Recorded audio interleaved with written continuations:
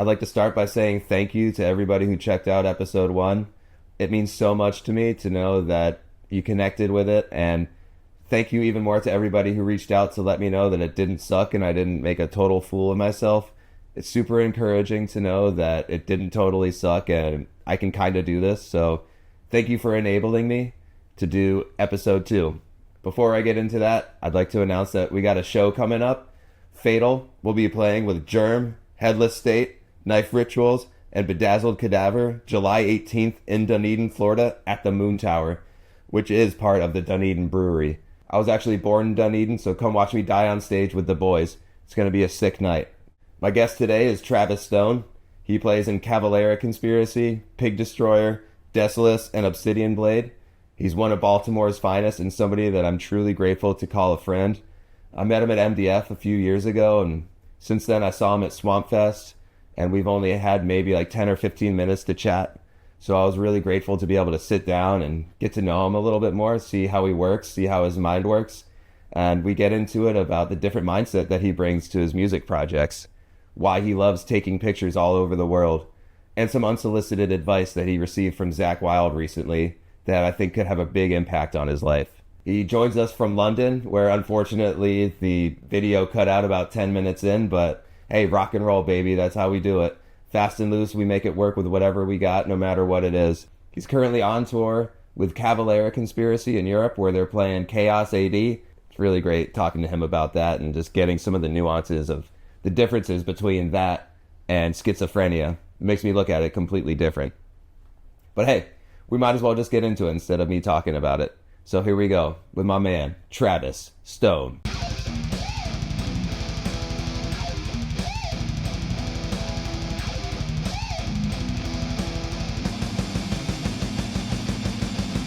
Yo! Hell yeah, dude. What's up? Nothing. I was trying to figure out how to work this damn thing. Well, it looks like you figured it out. Yeah, I didn't get it on my iPad, but I got it on my phone, so it works. Damn, look at that hand.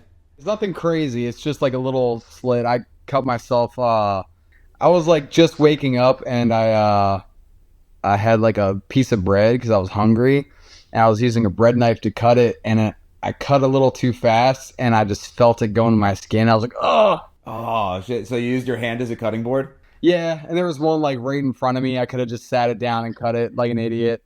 Yeah, I do that all the time. Just like kind of cut something in my hand. Like, well, it's right there, but I don't want to clean it. It's just bread. What's the worst that can happen? Yeah, and I felt the serrated edges on it. Like, ah. Did you have to get stitches? No. Luckily, it didn't go that deep. It was deep enough to where I can see like a thin layer of skin. It didn't really hurt at all either. I went to the first aid at the fest, and I was like, is this deep? Like, should I get stitches? Like, no, it's fine. And then they put like tape on it and then just wrapped it.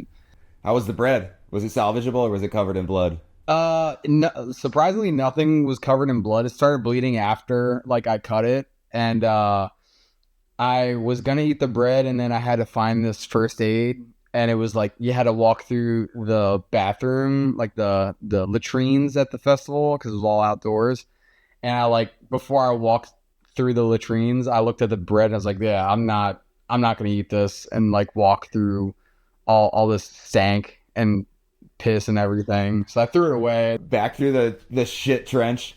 Yeah, I ended up making another sandwich afterwards, and everyone was like, "Keep this guy away from the knives."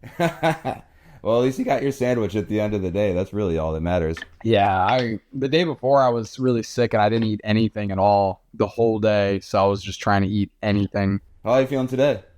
I feel a bit better. I'm still congested and coughing here and there, but I'm not as sick as I was at that at the first fest. It was like the first show. I slept all day, tried drinking water. I just kept vomiting and mud butt stuff. It was terrible. Damn. Yeah, like it was so bad that we had a dressing room, and then it was like a 2-minute walk to go to the bathroom so where I could take care of business. And then when I felt like I was gonna vomit, I started like kind of fast pacing over there, and then I just like by like 2 seconds missed and just like all over the seat, all over everything, just like it was like I threw a grenade of vomit It was so gross. Coming out both ends at the same time? No, luckily not. That's happened to me twice, and that's terrible. And yeah, and the bus was super far from the green room, so that would have been like an intense walk of shame if that happened. Just fucked with this mud butt through the crowd. Yeah, No hiding it.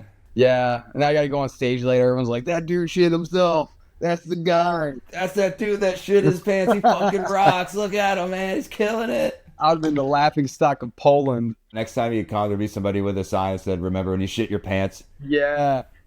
Like, let me sign your underpants. I salvaged this from the trash. Sign your underpants. Dude, will you sign this? Yeah. What would you make it out to if you had to sign somebody's shitty, like your shitty underpants? Somebody was like, "Hey, I saved these for a year. Would you please sign it?" Like, how would you even make that out or approach it? I would think that's either creepy or extremely flattering that they waited that long just to get me to sign something so grotesque, you know? It would be impressive, honestly. Then it'd be on eBay like a couple days later. Yeah. It'd probably be like $20 and no one's going to buy it. Oh, I'd buy it. yeah, okay. I'd buy it and hang it right here I know what you did for Christmas. in a really nice frame. Yeah. Yeah, dude. Hell yeah. Well, shit, dude. What's up? Thanks for hopping on. Where are you right now? Like, what's going on? I'm in London, England, and we're doing the whole Chaos AD run out here. Um, yeah, it's cool so far. We've had 3 days in London. I've been complaining about the prices of everything because it's insane. I feel like every day and everything is like $20 or $30 American. The other day I bought 2 packs of cigarettes, one for me, one for someone else, and then I got 2 sodas, and it came out to be $75 American. That's insane. I thought I got ripped off, and I was gonna go back, but I was too lazy. It was like where we're staying at, it's far from anything, so everything is like 20-minute walk. You just got to take it sometimes. Yeah, it is what it is. You know, it's the life of a road dog, man. You kind of just get what you get out there. Yeah. I mean, there's not much you can do about it. The shows have looked pretty sick. Like, you guys had like pyro, and it's looking packed out there. It's been awesome. Mystic Fest was cool. It was a little we didn't have a single rehearsal or anything. The most we did was listen to a bunch of songs and kind of like just Max was jamming along with the songs, but I didn't have my guitar, and neither did young Igor. And then big Igor was like tapping on the table, and we were listening to all the songs. So the first show was a little sloppy at first, but it's with any band. For it being our first show, we were pretty on it. But then we played this place called Nancy Open Air. It's like Heavy Metal Weekend, and that's where we had the pyro. And I've always dreamed of having pyro on stage. Like I've never been able to do that, and it was so sick. Like I was hoping it'd be like in the front of the stage. That would be dope, but it was off out in the distance. Out in the crowd? Yeah. It was a whole vibe though. It was sick. That's pretty sick too. Like that's a good second place for pyro, out in the crowd with everybody just moshing around it.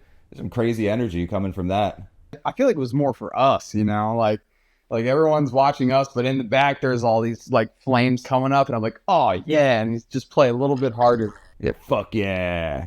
Because the vibes are there. Yeah, it makes you hit it a little harder when you see that shit. Because, like, you know, you're feeding off the energy of the crowd, and then you feel that energy of the fire. Dude, it's just got to set it off to another level. Straight up, yeah. I think some people might say that like the stage show and all that, it enhances the show. It's a whole vibe.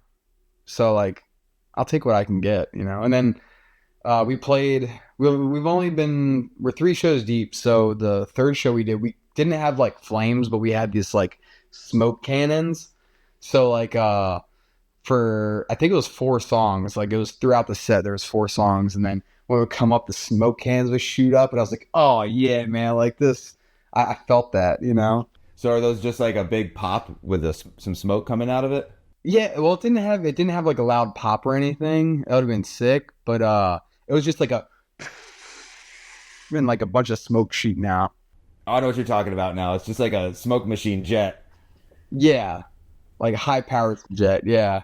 And so you guys are just doing the Chaos AD stuff out there, right? Yeah, we're doing that, and we have a couple headline shows. We have in 2 days we're playing Electric Ballroom in London, and those were playing more of the songs because some of the festivals we only have like an hour, so we have to cut a good bit of songs. But for this run, we're doing all of Chaos, and then I think that includes the Hunt, the New Model Army cover, and then we're playing a few other covers as well. Like we're gonna start adding more covers for like the headline shows, but we haven't played those yet. Keeping those secret until they're revealed, or you're gonna give it a little taste? Yeah, I mean it's songs that are already on the Chaos. Like there's a bunch of covers on there, and one of them we might play like Orgasmatron, but I'm not sure. But I'll just say it. We're gonna play Policia. That's a cover on Chaos. Like I don't I don't know if it's on the original like album track listing, but I think it's on like the re-released or like special edition or something. But we're doing that along with the New Model Army cover and stuff. The first time I saw you guys was at Hell's Heroes, and I think that was a little bit before we knew each other, because I think we met MDF like after that, and y'all played the Schizophrenia set, and that was insane. Like when From the Past Comes the Storm kicked in, it just felt like the ground was just moving underneath me. That shit gets everybody so fired up. And you're doing KSAD this time, so I'm like kind of curious, like how do you approach the different eras of Max's catalog with your playing? I just do my best, honestly. Like a lot of it, I try to be as to the T to the album as possible. With the Morbid and Bestial Devastation stuff, that was like more just chaotic Kerry King like solos, and I can do those like no problem. Just a lot of squeals and crazy notes and stuff. The Schizophrenia solos were pretty hard to do, and I had to get a buddy to kind of help me decipher a lot of that stuff, because on the album you don't hear a lot of the notes that are played, so you kind of have to really like listen for it. And I tried looking at tabs and stuff, and some of the tabs weren't correct. I've watched cover videos, some of those weren't correct either. So I basically try to get it as close as I can. And with Chaos, there's a lot of solos that aren't like super complicated. I think it's just when it comes to playing the different albums in the catalog, it's kind of more about attitude. Like when we did the Third World trilogy and the Morbid Devastation tours, it was like early Sepultura, so like that was like before Schizophrenia, of course. That was all like Brazilian black metal, and so I remember before we did those tours, we were like, we should break out the spikes and like the bullet belts and all that, and they were all for it, and it was super fun to have all the accessories on and get to dress up for it, because I don't get to do that with a lot of the other bands besides like Desolus. We did that for the Morbid Devastation, and we kind of did it for the Third World trilogy, but playing with leather on, like I started rusting through all the spikes and everything. I put like tape on it, and it just got kind of uncomfortable, and it was hard to do solos, and the Schizophrenia solos are kind of chaotic and difficult to play, for me at least. I mean, there's probably people out there who play better, but You're the one playing it, it's like super spazzy, just kind of shredding all over the place. yeah, those were the most fun ones to play. Like I really wish we did like at least one or two more Third World trilogy tours, just because Schizophrenia was always like one of my favorite Sepultura albums. Like it was massively underrated. It sounded so cool, and like it was just like what you said at the beginning, the triplets on From the Past Come the Storm. It's like it really gets you going. You feel it. It's just one of those riffs that you feel, and even from the rhythms and that, like how just straightforward and like pounding it is. It all makes sense, like leading through his later stuff, where it's just like more of like that groove stuff is just a little bit more like targeted and slowed down, and more emphasis on like the upbeat. Exactly, and I feel like with with their catalog, a lot of people are like, there's people that are diehard like Thrasher, Hesher people that are like, yeah, I only listen to the first like 4 albums, or like the first 3, and anything past or Chaos and past I don't listen to. It's like, since I've been learning all this stuff and I've been listening to these songs a lot, it's for me, they've kept kind of the same attitude and everything along the way. But the only thing that really changed in my viewpoint, besides like, the tuning and all, a lot of the early stuff that were thrash based and all that were really guitar driven and like riff based. And then at Chaos, it was like switched. Guitars were kind of taken away from the spotlight a little bit and they let the drums shine. Because if you listen to like Chaos and even Roots, a lot of those drumming parts are so like complex and like crazy. And then the thrash stuff, a lot of those riffs were complex and crazy, you know, like with Propaganda, there he does the it's like a and in the middle of it he does like a fill during the beat, you know, like not like as a fill to go to the next measure. It's a whole fill in that measure, you know. Uh yeah, and I feel like not a lot of people notice that. And if they do, they don't say shit, but I'm a defender of that. Well, you're a little bit closer than most people. You know, you're really dissecting these songs and having to dive in at a high level. You know, you're a bit of an authority on the subject, and that is super interesting what you say because I can definitely hear that, and I don't think it like makes it any less like raw or powerful or anything to like switch that dynamic. It's just you know I've started to think about people like Max that have this huge catalog is you know, like any other artist, like Picasso or Van Gogh, like you see their periods over time, and you try not to. I'm trying not to just say like this era is better than this era. It's more of just watching the artist create over time and how has like their life turned these things, or how has their life evolved these things. So you can't just write schizophrenia forever. That would be, you know, kind of boring, and like you wouldn't really grow as an artist. So you got to kind of just, if you're interested in the artist you kind of just got to approach whatever they're doing with an open mind and see what they're trying to create. Yeah, exactly. And like with any band that I check out, I mean if I don't already know them, I usually start at the very first either demo or EP of their like career and I'll like go from there so I can see how they progress as a band. Like when I got into that band Witchcraft, I think they're from Sweden, but I got into them from the first album and I thought, oh man, it sounds like Pentagram, you know, it's dope. Firewood is such an incredible album. I liked Firewood, but Alchemist was the one that really got me because I liked Samaritan Burden. That song is so good and it has like everything. It's like a full course dinner, you know. Leaves you satisfied at the end. You're like, you know what? That's good. That's enough. Yeah, yeah, I dig it.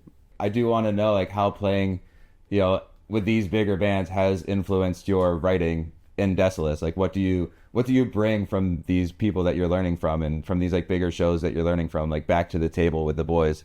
Well, a lot of it when I'm writing for Desolus, I try to think more about like the song structure of everything and some parts that I like in other songs that make me feel a certain way. I'll kind of like not really rip off or steal, but I'll kind of borrow that same sort of like vibe to it. Like on the new album for Desolus, I wrote the song Threading the Atom and it's like just crossover heavy. And funny enough, I came up with the idea for that song after a Pig Destroyer practice because we were watching a bunch of videos on like Cro-Mags and like all this old school like hardcore and crossover.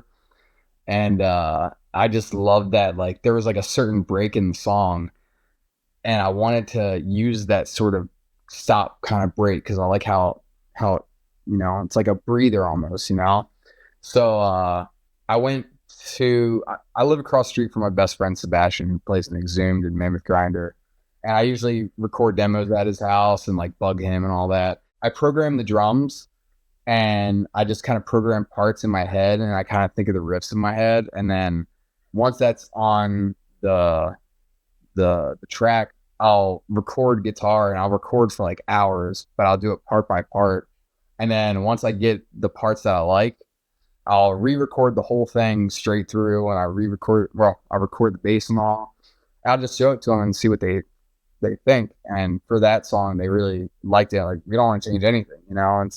And for me, it's like a taste of everything that I like and what I was listening to at that time. Like there was a Cro-Mags part.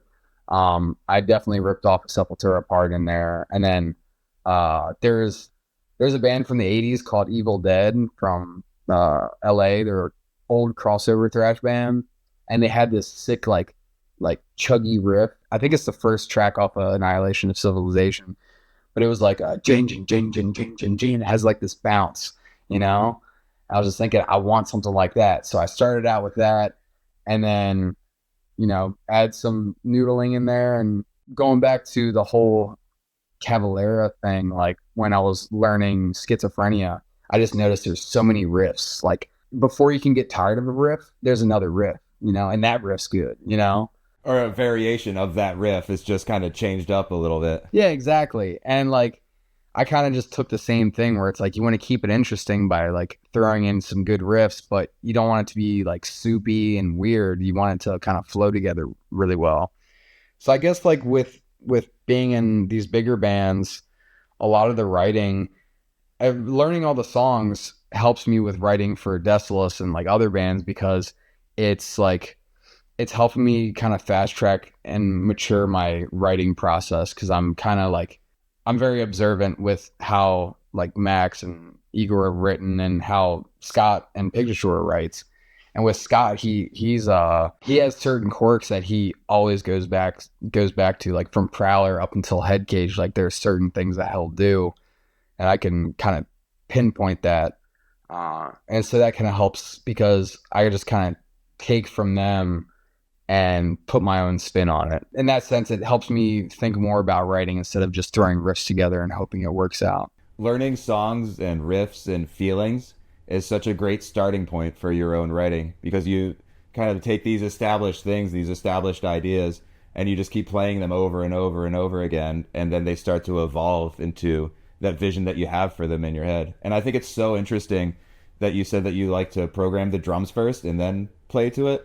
Because I do a similar thing where I'll be like listening to something like, oh, I really like that beat, but it would sound way better with like a different sort of riff over it. So you kind of trace the drum beat a little bit and then just riff over it for like a couple hours, come back to it a day later, and you just keep evolving it and keep writing it. And then before you know it, it turns into your own vision for what you think that vibe was that you had in your head. Yeah, straight up. Like, is that how you typically write for Fatal? Like you do drums first and then kind of pepper everything over? I'll make a playlist with a bunch of songs that I'm really feeling. And then like I'll just kind of like pick some parts from that, pick a couple drum beats, and then like in between working on PowerPoints or whatever I'm doing during the day, I'll program a couple drum beats and then come back to it like the next morning or at night and just riff over it for a little bit and see where it goes and then bring it to the boys and see what they think. Hell yeah. That's the way to do it. Am I frozen? Yeah, you're definitely frozen on my end right now. I'm just hoping that it's still recording somehow, but this transatlantic connection, dude. We're international. This is how we do it now. This is crazy, man. Episode 2 and we're already international. What's up? What's up? Going big. What's up, dude? We're already the #1 heavy metal podcast. Fucking catch up. In the world. And so like, talking about like cutting your hand and eating on the road and all that stuff, like how do you stay healthy on the road? It's really hard. I was just talking about this today. Like I've been trying to get healthier, just because my health hasn't been the best in the years. So like I try to exercise every other day. If there's a gym or, maybe calisthenics and all that. It's definitely hard because there's a lot of temptation. You get certain foods in places, like some of these like festivals have really good catering and they'll give you steak all the time or like some like chicken or something, For me, I just try to focus on getting my water in, making sure I exercise and walking everywhere. Sorry, I'm sick right now, so I'm talking about health and I'm sick. I myself am coming back from Milwaukee Metal Fest and I feel a little bit of some fest flu coming on, and you just got to fight through it because rock and roll. Yeah. I mean, you're so close to people in concerts and stuff like that. And with us, we there's like 14 of us on a bus. So like if one person's sick, we're all getting sick no matter what, Like the first day, I'm pretty sure a bus driver was sick. I think that's where I got it. And I've been kind of dealing with that since. And then other people, I think, are feeling it too. But there's something definitely going around in general. It's like The Walking Dead. You see somebody getting sick. It's like they just got bit. And you're just watching them, like waiting to see like who turns, who gets it. There's only been like a handful of tours where I've gotten sick on it, but I'm usually fine. I used to not get sick at all. But it happens, like you just got to do your best with like staying active. If even if that's just like walking around a city for a while, and if you have an off day, just like either exercise or walk all day, like do 10-mile walk and brisk walk, like try to get a sweat in there. Because so much of your day is just unoccupied time. You're just waiting to perform, or you just performed, and then you're just kind of left to your own devices. And it's probably really easy, especially at these bigger festivals, to go down a very unhealthy path. So it's good to hear that you're trying to do the healthy, positive things to, just have some more longevity in music. And longevity in life too, because I get scared sometimes. I'm a hypochondriac that kind of runs in my family a little bit. And if as soon like I was vaping for a bit, and I was getting like heart palpitations, and it was scaring me and giving me panic attacks all the time. But I threw my vape away 2 days ago, and I had like one beer, and that was at the very beginning of this tour, but I haven't drank since. So I'm trying to like I'll have a beer here and there, but I'm trying to like give myself, I'm trying to make it a treat, not so much make it an everyday thing like I was. It's not a requirement for you to play live. Yeah, exactly. And that's something that's hard too, is like if you're so used to playing with having a couple drinks and like you're not worried about anything, you're just drunk enough to like get up there and make a little fool out of yourself. That was something to get used to, because I used to do that all the time, whether it's with Cavalera, Nail Bomb, Pig Destroyer, Desolus, like any band I was in, I would at least have 2 beers before I play, just to shake the nerves off a little bit. But now I'm kind of learning how to do that without it, and it's really difficult, but it's kind of just, I guess it's just all about confidence. If you're confident in everything that you do and you try not to think about anything, you should be fine. Like if I'm nervous, like especially if I'm not drinking, I don't look at the crowd almost ever, like unless I'm really feeling it, I'm feeling confident and excited, I won't look at the crowd. Like the show we just did in the Netherlands, that was a really good show. We all played tight. I was feeling really confident before we played, but before, I wanted to tell you the story because I thought it was hilarious. Before we played, I was hanging outside stage with my buddy Mike, and he texts for me, and I'll text for him because he plays in Soulfly, and Zakk Wylde just like walked past us to like check out the stage and all that, and he just like stood there for a second and looked at me and was like, "What happened to your hand, man?" And I was like, "It wasn't cool. I just cut my hand slicing bread." He's like, "No, don't tell anyone you did that. Tell everyone that you just jerked off too hard." I was like, "Okay, man." How is that any better, and why was that his answer? I don't know. He was being a huge goofball, man. And like, it's funny because we were all just hanging out talking. It was me, Mike, and my other friend Gary, who's like this Irish dude who does art for all these festivals and bands and stuff. And we were just talking. He just walks past, and I lose all my concentration because I'm like, oh shit, that's Goad from Steel Dragon, man. Like, like I was a huge fan of Zakk when I was a kid, and like the Rockstar movie starring Mark Wahlberg was like one of my favorite movies as a kid. And he just walked past nonchalant. I'm like, oh my god, that's fucking Zakk Wylde. And I didn't know what to expect. I heard he was a nice guy, but you never know with people. And then he just started talking to us about like Black Sabbath and wrestling and stuff, and he was so cool. And he gave me knuckles, and he was like, "Yeah, man, kill it." And I was like, "All right." And then we get on stage. I'm like, "Fucking Zakk Wylde told me to kill it. I'm gonna kill it, man." And then I look back on my side, and I see all these people in these bigger bands watching us, and I'm like, I feel the pressure, but I was just thinking like, nah, this is sick. Like, Show up. yeah, I gotta show up, and I gotta kill it for Zakk Wylde. They're there for you.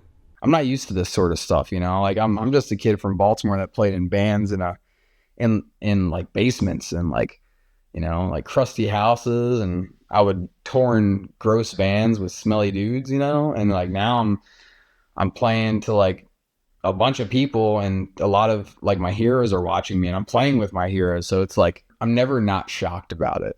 I try to just do my best because I just don't ever want to lose that, It's got to be surreal because, not only everything you just said, but you're also talking to Zakk Wylde about jerking off side stage at a huge Yeah. festival in Europe. You're like, what the fuck is my life even? Yeah. How is this possible? How did I get here? Yeah, like shit like that. I'll be immediately afterwards. I'm like, I cannot wait to tell my dad about this, or I can't wait to tell.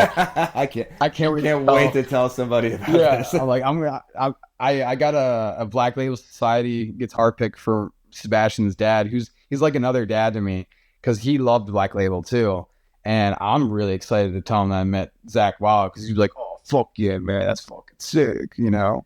And it's such a casual meeting. You're just standing there and he just Yeah, walks by. He's just there. yeah, And that's the world that you live in now. And I think it's really interesting, that you are so grounded and connected to the underground metal scene and you just got this opportunity to link up with some legends and now you're able to play all over the world and be in that yeah, you're just like in that world, the upper echelon of like heavy metal out there like representing for everybody that's like still out there and just a dude in a van. Now you're just a dude in a big ass fucking bus jet setting with a bunch of passport stamps. yeah. It's getting crazy, man. I try to talk like I'll get imposter syndrome and I'll beat myself up over a lot of stuff and I'll read comments and all that and like it like that stuff like it kind of brings me back and gets me stoked to just try my best and continue to get better and you know and thinking about like, oh, I'm here for a reason, like just keep at it and like just instead of being upset about it, just show these motherfuckers up. Like if they have a problem with me, like just make them know that I'm here for a reason too and like I'm I'm me, so deal with it. If they have a problem, that's their problem. Yeah, You're there for exactly. a very specific reason and you're going to do it night after night. And when all those people show up to watch you, you're going to give them something to watch. And like you earn your spot. Like you're on stage because you are that valuable and you are that talented and you deserve it. I'm doing my best. Come on, give me a break here. God damn it. Yeah. It's been so cool like meeting you and just watching your life over the past, I guess since like the last MDF when we really connected. Yeah, Like yeah. I would never know that side about you if I were to just meet you because you very much do embody that kid from Baltimore, stinky dude in a van, and I love that. Still stinky. Yeah, you're still stinky. It's just the mode of transportation has changed. Yeah, exactly. And I remember I first saw you guys, you and Sam it was at the night shift party in Daytona. Cause I remember I was trying to take pictures on the side of the stage and Sam was like ducking down. I was like, oh, I'm not trying to get in her shot. Like I'm like, oh, there's other people here, like I don't get in their way. And I saw you in the pit and then you had a Leica Q, I think it was. I think I was using the Q3 at that time. Yeah. I spotted it from so far. I knew you had a Leica Q, and that was before I had my own Leica. And like I'm like a Hawkeye because I wanted one so bad, and I saw you out there, and I was like, that guy's got a Leica Q. I want to talk to him. But the last couple times I've talked to people with Leicas, they were really like weird and standoffish about it, and like I was very stalkerish, but I was too shy. I didn't get to say what's up. That's so funny.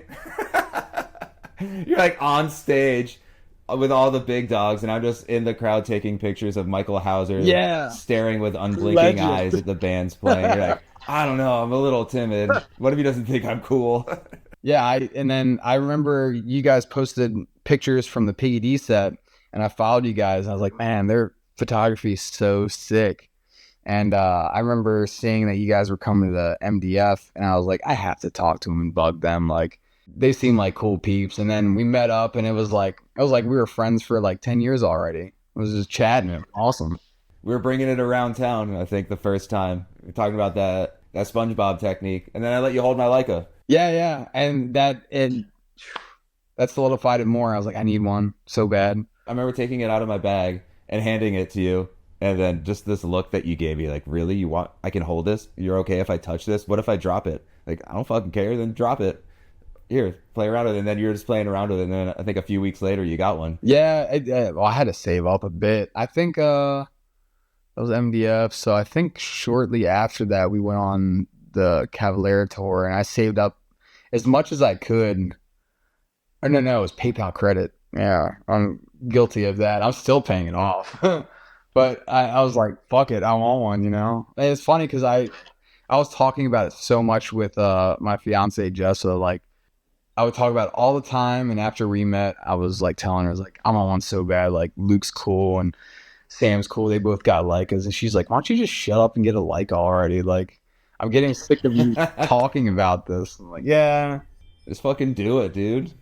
yeah, and I did, and it's I had a Nikon ZF because I wanted like another camera for like taking band photos, but I ended up selling that because like I barely used it. I either used my Leica or used my Fuji, and man, like I did one shoot with a band, and I used all three cameras. And the one that came out the most crisp, I can zoom in and I could see the pupils and like their pores on their face. And I was like, oh, I looked at the info, said Leica. I was like, ah, yeah, I'm just gonna sell my Nikon and get another lens for my Leica. Call it a day. That's the thing I really like about it is it's just one camera. I have one lens. I have one camera. This is it. This is all I'll ever need. It's like, yeah, it's super expensive and it's kind of crazy to bring it into a mosh pit.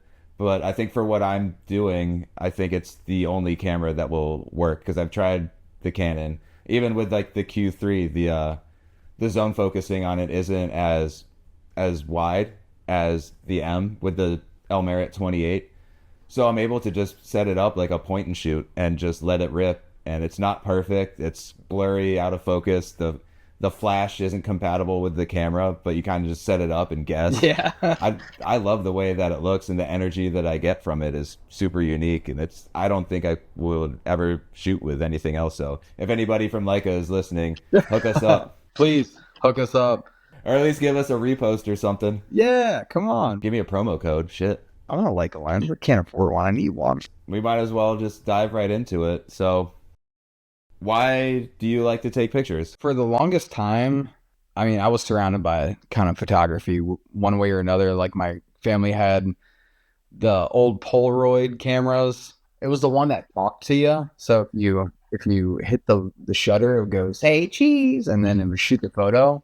I remember it was one of the core memories as a kid was going with my dad to the photo hut, and he was developing photos and stuff. And it was like on point and shoots and all that. We always had photo albums, but I just like capturing memories because when I started touring, a lot of my memories I had from tour were from photos that I've taken on tour. Like I could take one photo and I knew exactly the whole day surrounding that photo.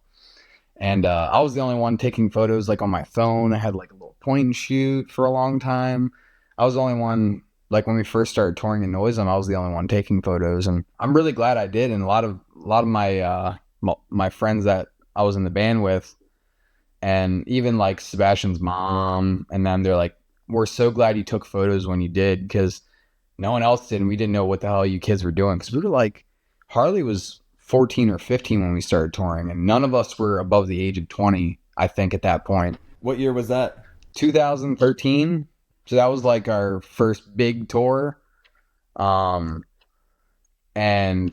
yeah, for the longest time, I was the only driver, and I was driving my provisional license like all across the country, Canada. Yeah, so that I'd like taking pictures for the memories and all that, and the art of it. Like I've been obsessed with looking at photos and looking at band photos. And there's like a Jimmy Page book. It's like a giant book of his face. It's like an autobiography kind of, but it has all these pictures of him when he was a kid up until he was like touring in Led Zeppelin up until now, like all these photos. And I always thought that was super cool. And the more I got into photography, I started nerding out on other photographers and everything. And I mean, it's the same way why you like taking pictures. You know, I watched the last podcast and I've talked to you about it before, but you getting into photography as well and taking that photo, like the guy in the trash can at Hell's Heroes, how you just felt that vibe, you know, like that. Oh, that's what a good picture is like. Because I came at it in a similar way. You know, I've just always been taking pictures, and even back in 2009, 10, and 11, when Fatal was touring, I had a point and shoot, and I was always taking pictures. but it wasn't really so much like the art of taking pictures. But like now that I'm so like deep into just studying photography as an art form, I'll go back and look at those photos, and there was something there where like I'll see a photo like, oh, I would take that photo today of just like some stupid shit of us like, like the midnight partying at some random person's house in Oklahoma and you're just trashing their kitchen. Yeah, exactly. It's a way to stay connected to the past because this stuff, it goes by so quick. You're moving so much, you're partying. There's a lot of scenes missing from night after night of grinding it out, and it's good to have those memories locked in place on something. Otherwise, it would just be forgotten as just another crazy night on tour. Yeah, exactly. I'm not the brightest crown in the box, like I have a terrible memory sometimes, and like I feel terrible about it as well. Like with meeting people, I'll forget their name within like the first 5 seconds. I'm starting to wear a name tag to shows from now on, I think. Yeah. With photography and all that, it helps me remember a lot of stuff, and I've always kind of been a visual learner with anything, with no matter what it is. I might not remember your name, but I remember your face and I remember taking your picture the last time I saw you.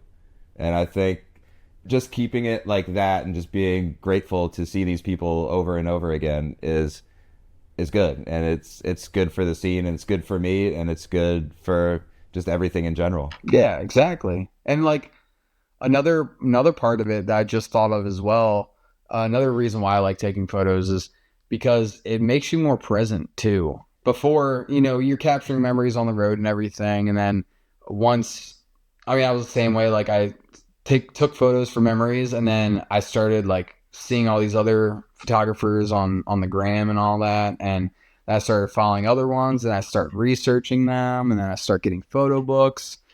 Once you start getting into the not only the history but the art of it, it kind of makes you more present, because like to take a good photo, you have to be present. You have to know exactly what's going on and be sharp on your toes. I don't think like all my photos are the best in the world. I don't think everyone has like perfect photos all the time, but like there have been times where I'm like, oh, I wish I would have stayed at this spot and just looked for like 10 more seconds, because I would have caught a guy doing something crazy right there.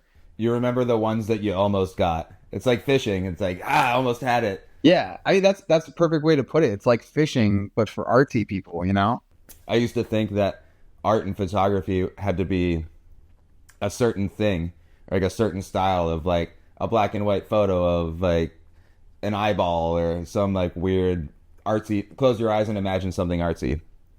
And then you start to study the history of photography and you see that it really is just whatever you're interested in. Yeah, exactly. And that's what I love about it. Like, I feel like getting into photography as much as I have, I feel like the more I look into it, the more photographers I find and the different styles I find, the more I learn. And then the more in turn, it like opens my eyes up to like the possibilities, and it helps me kind of, I've been trying to chase that like eye for like having that eye where you can just see something like, oh, that would be a cool shot. I've been trying to chase that for a long time. And I came to the point where it's like, I can't really chase it. I just got to like kind of open my mind and look out for things, and you have to let go of control and just be present in the moment. Yeah, exactly. And I've had photos that are like completely on accident. I'll take a shot of something that I'm like, oh, well, this is just like a cool landscape. Like there's that. And then I like take a shot and I upload it on my computer or iPad later on, or my phone.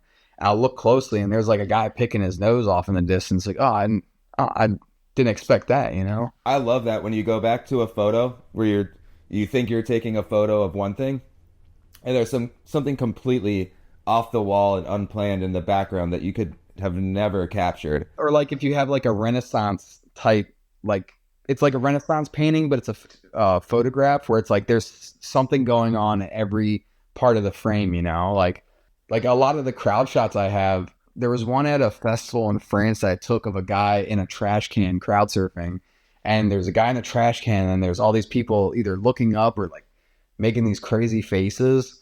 I love stuff like that. Like a lot of those have like accidental like little bits and pieces in there that you just get lucky with. Yeah, when you include the scene, there's more opportunities for those mistakes to find their way in where you can't plan it. It just happens. I know the picture that you're talking about. That looked like it was at a Gutalax set. Yeah, that was a fun one. I was really flattered because Maddie from Goodalax, he was going to be in a magazine, and I took a shot of him before they played. I think I sent it to you. It was him with it's the Porta Johns. They're like Czech Porta Johns, but he had like a floaty of it, and it was him next to it. He used that for a magazine, and so somewhere I think it's a Czech magazine or something. But I have my picture in one of those, and it was really flattering of him to use that. Like anytime someone wants to use a photo, I get so like happy, and like it just means a lot. And like one of the photos that I sent to you, there's like a photo of like we were doing a meet and greet, and there's these people with DSLR cameras, like SLR cameras, that are taking pictures of us, and I took a picture back of them. That same meet and greet, there was a guy who came up to the signing. It was for Nailbomb and Soulfly. He came up to the signing. He wanted my signature specifically because he bought a zine of mine, and he was all the way in the Netherlands. No way. Yeah, he was all the way in the Netherlands. He had the zine, and he just came out of nowhere, and I was like shocked by it. It like I wanted to stand up and give him a hug. I was like, damn, dude, like I didn't think anyone would really even get these besides like some of my friends, you know. But it's a guy I've never met before. He was super cool, and I actually saw him at this other festival we played, the last show we played. I was walking out in the crowd, and he came up to me with another one of my zines. He was like, hey, can you sign this one? I was like, yeah, dude, of course. Hell yeah. That's got to make you feel so good. That's super encouraging. Yeah, man, it felt really, really good because like with photography, I feel like just as passionate about it as like music. It's been an output for me for so long, and I I don't get to talk about it enough, and I nerd out more on photography than I do music sometimes. Like, Yeah, I can tell that you're very passionate about it. You're always taking pictures. You always got your camera on you. oh yeah, It's cool that your life is set up in a way where music and photography have blended into just your lifestyle. I really enjoy it.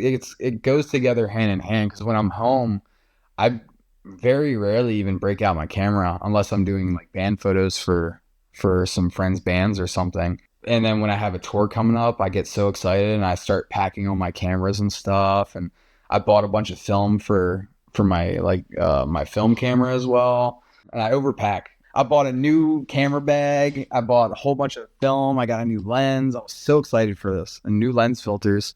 And yeah, every day I bring out my camera and I try to take at least 2 or 3 shots a day. That's like my goal. But I end up doing like 26 to 45 shots a day. And that's a good way to keep you walking and moving around the festival or in the town. Like if you have your camera, it's almost like it's permission to just be out in the world and look at stuff.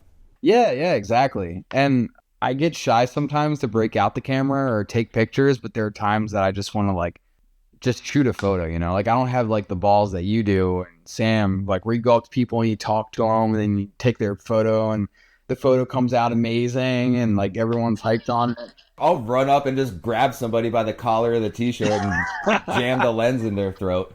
And you get such good shots like that. And like I love that about your guys' photography. It's like it's very personal and like it's a showcase of the different types of people that are into the music. And it's awesome to see that because I feel like in metal and like extreme music in general, for the longest time, people kind of had the stereotype where it was like people that hated their dads and they were very gothic looking. But honestly, like everyone that's into metal and stuff, they're from different cultures, different people, and like metal's for everyone. Extreme music is for everyone. And I love that it's not so closed to certain types of people. Heavy metal is universal. Slayer is the same in every language. And no matter where you go all over the world, people are going to be about it. And yeah, there are going to be pockets of extreme music where you may or may not be welcome. But I think that's just like everywhere else in the world. You know, not everybody's meant to go everywhere. But there are spaces where, you know, everybody is welcome. And it's just about recognizing where you're welcome and going with that flow and not trying to force it. Exactly. I love that. I just want everyone to get along and enjoy everything, you know? And I feel like a lot lately it's been more open to that. Like I've been seeing more and more people open to that sort of stuff. Because you see it firsthand traveling all over the world. Yeah. Pig Destroyer got offered to play a show in Uganda a while ago, and we were all for it. We were ready to go there. And I want to play everywhere that I can. That anywhere that has a scene, I would love to play, just because I would love to meet the people and see what kind of got them into it and what their gateway was. You know, like I love history with photography. Like when I got into that, I went back and tried to look at the first photograph ever taken and up to now, and like history with that, history with music. When I was re-recording Schizophrenia, I was really getting into Brazilian DIY history and like asking Max and Igor about that. And then I found out about bands like Psychic Possessor and Mutilator, Atomica, like all these like lesser known bands like Chakal and all that. Like there's so many good bands that came out of Brazil that not a lot of people know about. And I love that. And there's so much music out there now. I wholeheartedly believe there's those sick ass bands like that in all these other countries that we would never even think about, you know? And if I can play in those countries and figure out where those bands are so I can hear more good music, I will fucking travel there and play just to get the experience and see how people find out about stuff like this, you know? Because you could change somebody's life. They see what you're doing and it opens up a lifetime relationship to the music. Yeah. In music like this, there's a lot of people where it means so much to them, where it helps them get through so much. I mean, there's people out there that don't live the best lives and have had to deal with a lot of shit, and music is the only thing that gets them by. So I just want to make the world a better place. I think you are. You know, you're up there and you're setting a really solid example and keeping that attitude of just anywhere that there's a stage, you'll be there because you just want to inspire and uplift people. Yeah, exactly. It's important. You don't lose that connection to who you were as a kid coming up and just listening to Schizophrenia in the back of the van on the way to a show where you're going to play in front of 3 people. Like you're still very much that kid. You can't lose that kid, you know? That's when you lose your imagination and you lose the fun of everything, you know? You got to keep the fun there or else you'll just be miserable. You're killing it, man. I can't, like I said, I am just so grateful that you wanted to come on and do this. You know, I don't know how this is going to go or like where this is all going, but it's just been a really great excuse to talk to people like you that I like have that immediate connection to, but we've maybe only spoken for 10 or 15 minutes total the 2 or 3 times we've met. I feel the same way for sure. I was really excited to do this, specifically this one. I have another podcast I'm doing tomorrow with my buddy Jimmy, but I was extremely excited because we didn't get to hang out during Death Fest. And I was really looking forward to hang out with you guys this year. And anytime I get to hang out and talk with you and Sam, it's always been a joy. And like, it sucks that we don't live closer because we'd be really close pals. So doing this, it's really cool. Yeah, it's a way to be connected without like being physically present. And like, I'm bummed that we didn't get to hang out, but also I'm super bummed that I didn't get down on that crab pretzel. I know, dude. I got my dad to make like 7 of those, and by the end of the fest, I had like 4 or 5 left, and I was trying to give them to people, and like everyone was like, "Man, I'm so drunk and stuffed. I already ate." I'm like, "All right, fuck you." So I'm filled with beer and Popeyes. I'm not well. Yeah. They could have eaten well, but you know, I ended up taking them home, and me and Jessa ended up eating them, and we're like, "Oh, I'm so glad we ordered extra ones because now we got lunch for tomorrow," you know. But anytime you guys come up, I'll hook you up. I'll get you taken care of. You want to move on to talk about some photos? Yeah, let's do it. Here we got a man with a horse. What's going on here? So that's Alex Cha. That was in Portugal for his first show with Pig Destroyer. We had the day off, I believe, the day before in Porto. I mean, we were just checking out the town and stuff, and they had us staying at this like, I don't even know what to call it. It was like this, it looked like it could have been Pablo Escobar's like ranch in the mountains somewhere, but it was this beautiful like property, and there was just a horse there hanging out. And so Cha just went up to that horse and started petting it and stuff. And it was just great scenery. And I just like lined up my camera. I was like, oh, this is a great moment here. So that's him. That's him on his first show or first outing with us as a member of the band. That was a great day. There was like a bush with fresh oranges and stuff. We had just gotten in that day. It was a long drive from Porto. I was somewhere in rural Portugal. I love Portugal. I would move there in a heartbeat if I could. And see, your description of this photo is very much in line with what you were just saying about why you take pictures on tour. You just walked me through the day, and I was there on that property with you. It was beautiful. It was like a 70-degree day. It looks so pleasant. Oh, dude, it was amazing.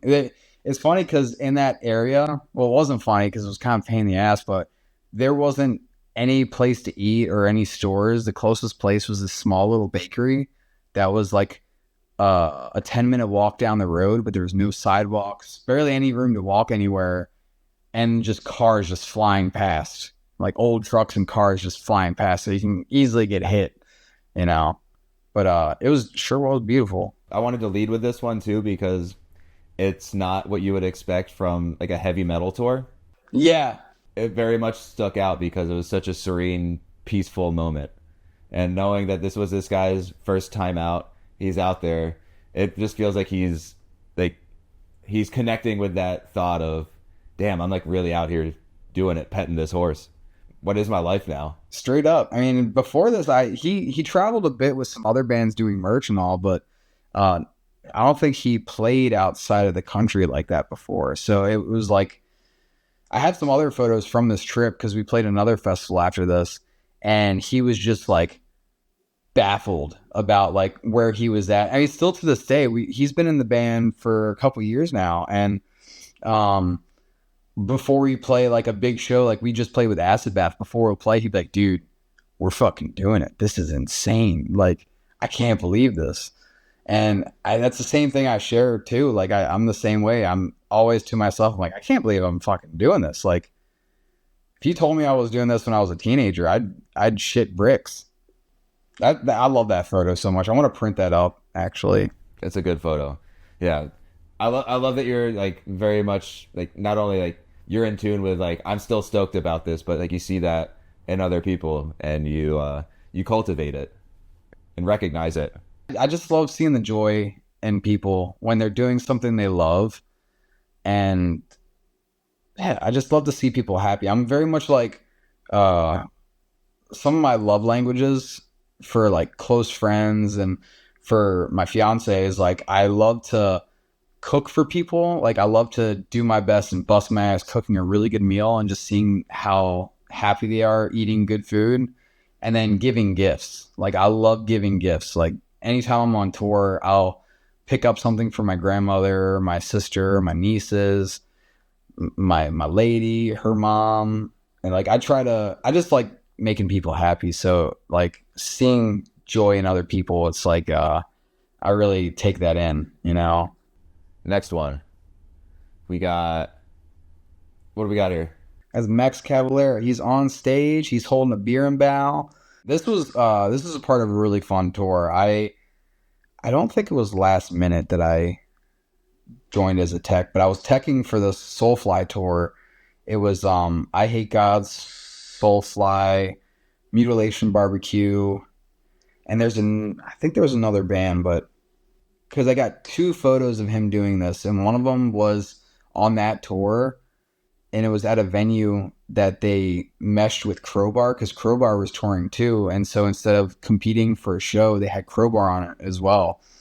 And I think this was the one with Crowbar, but and the other one, he was on the Headbangers Boat Cruise, and he was using the beer and bow, but I'm pretty sure that was the Crowbar date. But that tour was really fun. I became really good friends with the Mutilation Barbecue dudes, and Mike, who plays guitar in Soulfly, he texts for me and Cavalera as well. Whenever I usually tech for him in Soulfly, and so we take care of each other. Like he'll tech for me in Nailbomb too.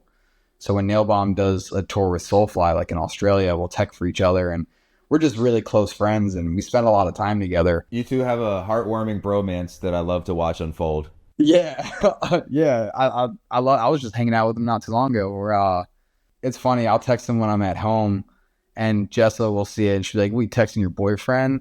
Be like, yeah. And I'll So, text him. I'd be like, "Man, I miss you. I hope you're doing all right." can't wait to be back out on the road, bro. Straight up, that's word for word how it is. You know. But what I love about this photo is he's not playing a guitar, and it shows his deeper connection with music and spirituality. Yeah, and along with how he embraces his culture, and that's something I love about it too. Like, it's funny when I took this photo, I didn't think about any of that. I just thought like that looks cool. He's like, I love the lighting on him. It's only him, and it's like it just felt powerful to me. So I took the shot, lined it up, and then hearing it really helps me out talking to other photographers and see how they process images in their head. And like with you, you're like, I love that he's not playing guitar, and I love that it's very spiritual with like the dream catcher on the mic stand and everything. Like that's something that I didn't even think about until you said it, and I took this photo like 2 years ago, and yeah, I love that, and it makes that photo even more special to me now. And I knew I picked it for a reason. Like, yeah, I love that you picked that out. I think sometimes there's just that voice inside of you that says, take a picture, and you take it, and you make sense of it later. Because by the time you take the picture and recognize it, the moment's over. So I've just learned to trust that impulse, where it's just like, walk this way, look over here, take that picture. You just take it, and then you move on. And it kind of all falls into place later when you have a little bit of time for things to mellow out, and you can like remove yourself from the actual moment and see what the story is. Man, I'm taking mental notes right now. You're teaching me. I needed that lesson. I think about this shit a lot. I'm glad you did. I mean, I kind of have to think about like how am I going to contextualize somebody throwing up as like an interesting photo other than the fact that they're throwing up. You gotta be able to talk about it. Fair enough. Like I love that photo, by the way. That photo is fucking legendary. It's kind of like I think I'm more of a subconscious like kind of guy where it's like I look at a photo and I'm like, I love that photo, but I'll stare at it for like 20 minutes, and I won't like think like, oh, I'm trying to like, why does it look cool? Oh, this dude is like puking, but it's a very like the way he's puking, how it shoots out, it's like Halley's Comet throughout the sky, like There is some depth to some of the photos, but a lot of the times it's just what it is. It's just a guy throwing up. Because I like to approach it the way that I'll write music too. Because sometimes you want to write like a really complicated riff, but sometimes you just want to hit some pinch harmonics in an open chord, and that's really all it is. There's no depth to it. It's just a hit in the face. Yeah, and it's like there was a photographer, I can't remember his name off the top of my head, but his style was very satirical. Like he would use certain shapes that were out in the wild as like someone's head, or like he would like very unfortunate like circumstances that someone's going through where they like trip and fall or whatever. He would turn like somehow he would make it so aesthetically pleasing, and like it's just like not only is it kind of funny, but it's a really good shot, I love that sort of thing. And that I think that's why I liked that photo, is like has a satirical kind of feel to it. Like it's like the whole vibe of the show you're at. Like, dude, people are going wild and getting crazy, and this one guy, he's had way too many, or he's just so excited that it's just so much. Like the whole like Death Fest is so overwhelming to be at. Like you just want to vomit, And what's funny about that too is I took that photo maybe 5 minutes after being there. Because whenever me and Sam are walking up to a show, we always talk about like, oh, what do you want to get today? Like, what do you hope you see? And on the way into the show, I was like, I really hope I get somebody throwing up. She goes, okay, cool, yeah, that'd be cool. Like, no, but I mean like really throwing up, like where you can like kind of feel it in your butthole throwing up, like that violent, whereas your body is just like, ah! And sure enough, within 5 minutes, that dude was just puking. And then I got a follow-up picture too, with a bunch of people posing around the puddle of puke, which I really love too. Oh my god, amazing! You're manifesting that shit and it came right to you. That's awesome. You got to manifest it the way you like manifest a good riff. You got to manifest a good photo. It helps open up your eyes to it. Yeah, 100%. Man. Law of attraction, dude. Just start speaking these insane scenarios into existence. Yeah, I'm gonna start doing that way more often. I just gotta think about what I want to shoot instead of just I just happen across it. Yeah, what do you want to see? But then at the same time too, you got to be open to what you're meant to see.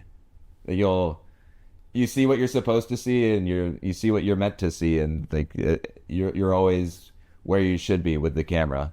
I gotta think of that more. I think like I think that's what could possibly be kind of keeping me in this like funk, this like creative funk. You know, I'm not thinking of so much of what I want to see and like how I want to shoot something. It's more of like I'm just gonna stand here and hopefully something shows up. You know. I think I just gotta be a bit more like intentional with it, you know? Yeah, keep moving.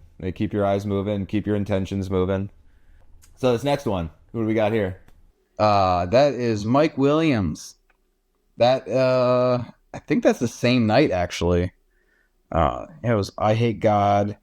I was taking a bunch of photos. I was standing in between the barrier and the PA.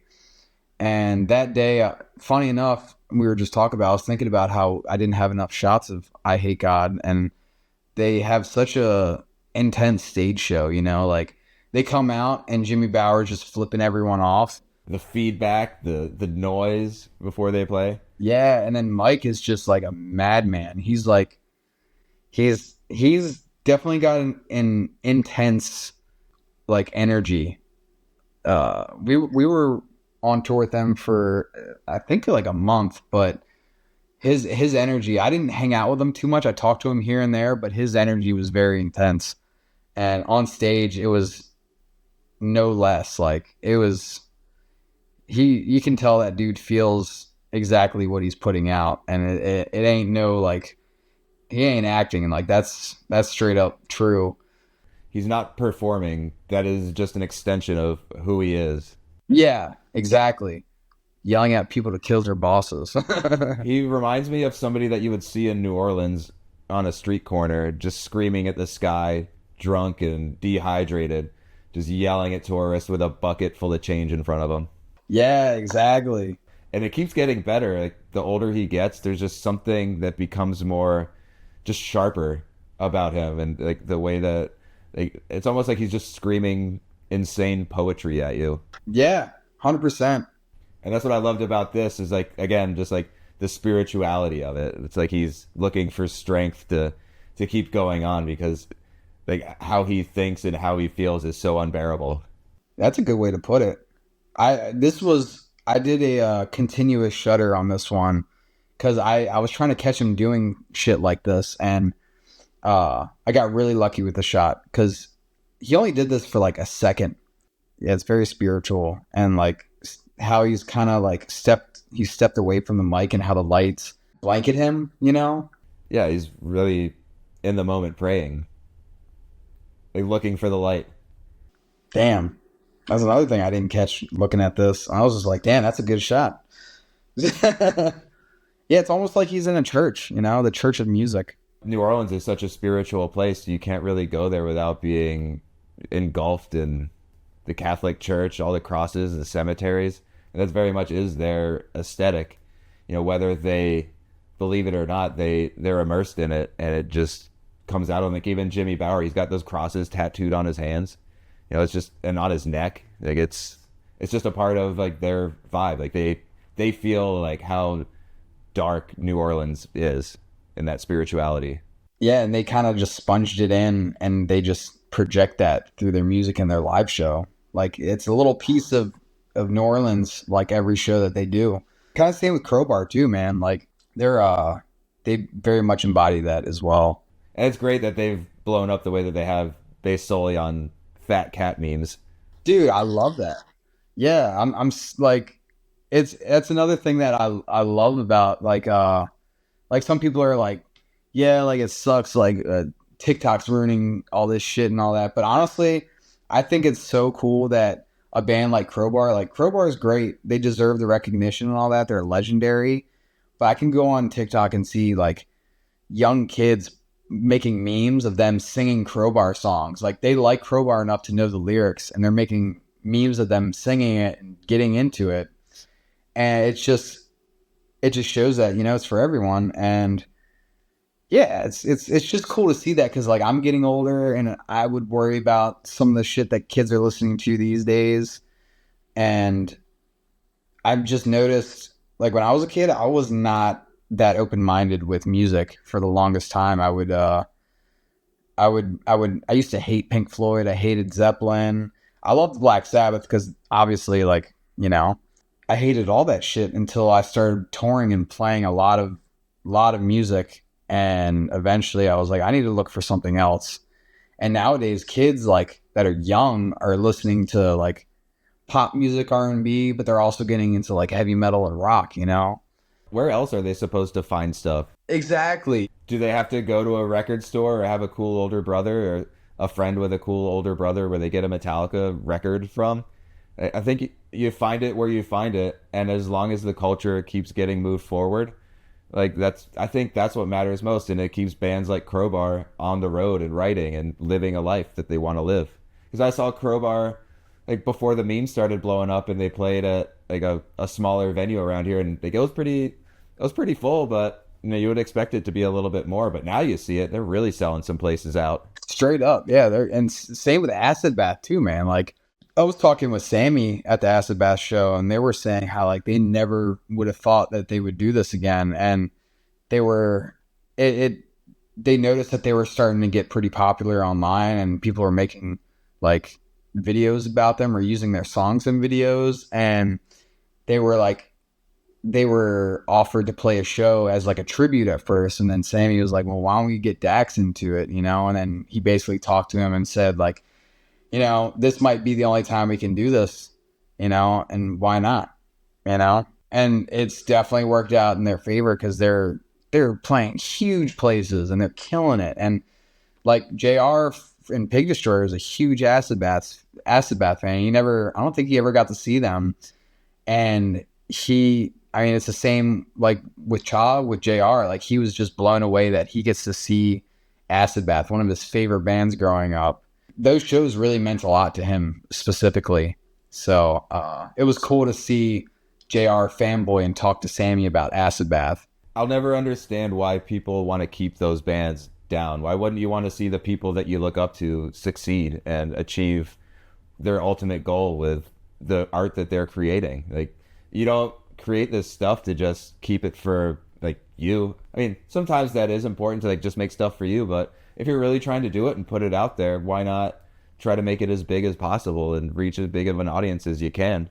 And the sooner people find out about like Acid Bath or Crowbar, the sooner they can find their way into better music and writing better songs and making better bands. Straight up. And like that, yeah, I mean, you need that stuff to evolve and music and all that, you know? And it's cool that we have that sort of platform these days to where music is so easily accessible that you give these kids power and inspiration to go for it and take their chance at playing music, you know? And also supporting the older generations of music that, you know, a lot of these people, they end up giving up and just working a job, and then, you know, it takes them a long time to really get back on their feet after spending so much time on the road and not making jack shit. Then you go back and well, what do I do now? I've just dedicated the last 10 years of my life to this, and it didn't work out, and I really didn't bank on anything else. So you kind of are starting over again. Yeah, I'm constantly afraid of that. Like I have to work when I'm at home, and it sucks, but you know, I mean, that's what I got to do. But it's for me, going out and supporting bands and all that in hopes that good bands will catch on and they'll be able to make a living off of it. I would hope that they can find happiness in doing it and being able to make that a thing throughout their career to where they don't have to live a miserable life and work at Arby's or something, you know? I'm all for selling out. Like, come on. I'm saying I'm ready to sell out in a heartbeat, and you put it perfectly, man. That was a really nice way of putting it because you know, like you're there, you're out there living it. It's funny because like when I'm at home, I get so stressed out. I have panic attacks. I'll I'll have a lot of breakdowns and stuff because I deal with a lot at home and it can be very stressful. But the second I get on the road, all that goes away and I just feel comfortable. I rarely ever have panic attacks. I feel like being on the road is like a vacation for me from a lot of stuff at home that really like works me up and just stresses me out because there's so much at home you got to take care of. And when you're on the road, you just got to focus on the music and just getting places on time and making sure you're doing your part and you just have structure every day. It makes it really enjoyable. So like doing this full time is definitely a dream, you know? And yeah, that's what everyone should be able to work and do what they loved and not be miserable, you know? I couldn't agree with that more. When you're on the road, you feel like, that's where you need to be, even though it's not one specific location. It's just the general idea of the road. Yeah, exactly. That's where you should be. That's what you should be doing with your life. Exactly. All right, so this next one, I think we got your boyfriend. Yeah, it's my boyfriend. That's Mike De Leon. Yeah, this is a great photo. I believe I'm trying to figure out where we were. I think we were at a venue. It's hard to tell, but he was. It was the road. It was somewhere on the road. It was on that same tour that the last two pictures were. He was getting something out of his bag, and he just sat down for a second. Let me see. I think he's looks like a brush, but I could either be a brush or he was packing a bowl. Pretty sure he was doing both. No, he was packing a bowl. That's definitely bowl stance. That's a sick smoke spot right there. Yeah. I think he was getting something out of somewhere, and he ended up smoking out front of the bus. And the other, I think I sent you this picture, but it was funny. He stopped and was like trying to light it in front of the bus. And funny enough, under his feet there was a little sign that said "Jesus lights my way," and I took a picture of that. And I just thought it was hilarious how it kind of it like kind of Yeah, mirrored us a little bit. the two things are talking to each other. Yeah, exactly. But this one, I was coming back from setting up his rig, and I just saw him there, and he didn't even know I was taking a photo. I just snuck up on him and took this. Like some photos, like the they can tell that I'm taking a photo and they'll pose, which sometimes I don't like because I like when they're natural. So sometimes when they're posing, I'll take a photo and then I'll say, "Oh, I gotta focus it," or like this and that. I'm like, "Oh, just stay in your places and just chill for a second." And when they chill, that's when I take the photo I want to take because I like the candid moments a bit more. Yeah, you get the real version of the person instead of the person that they are when you ask them to take a picture. Exactly, yeah. And with this, I'm just documenting like our lives on the road together, you know. So like this is just them in their natural state, just doing their thing, and it's very like I feel like the way I do take photos and all that humanizes a lot of people, and like it just shows that they're just people like us. They just happen to play guitar really well and write sick ass riffs. But yeah, I love this photo. This is another one of my favorites. That this was a cover of one of my zines. I think this was my fourth or fifth zine. I really like how you're saying like he doesn't even notice that you're there. It's like obviously he doesn't. He's very much involved in whatever's going on in that bowl. It's just like that pre-smoke ritual of just needing it, getting it ready. I love that. Next one. What's going on here? Oh yeah, so this one I took last summer. I think it was around this time of year, if I'm not mistaken. This was in Germany, right before we did the first Nail Bomb tour, technically ever. It's funny because Glow was telling us don't take any photos or anything. Like, just kind of, don't post anything just yet. We want some anticipation and stuff, So, Yeah, you don't want to give it away before you all head out there. yeah, exactly. So this was just us rehearsing. This was the rehearsal room. I've never done this before.